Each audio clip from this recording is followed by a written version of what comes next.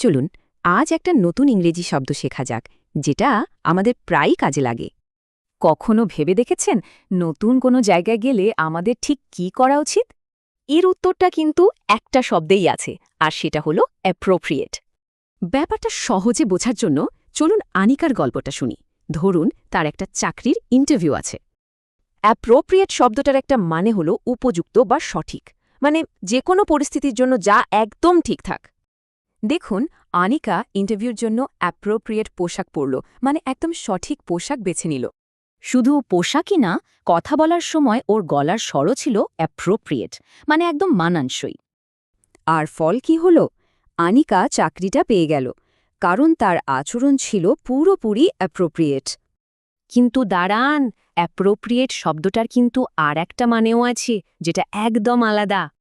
আনিকা অফিসে শুনল এক ম্যানেজার নাকি কোম্পানির টাকা অ্যাপ্রোপ্রিয়েট করেছেন। এখানে মানেটা কিন্তু উপযুক্ত না। এখানে অ্যাপ্রোপ্রিয়েট একটা কাজ বোঝাচ্ছে, মানে ভার্ব। এর অর্থ হল অনুমতি ছাড়াই কিছু নিয়ে নেয়া। তাহলে পার্থক্যটা পরিষ্কার।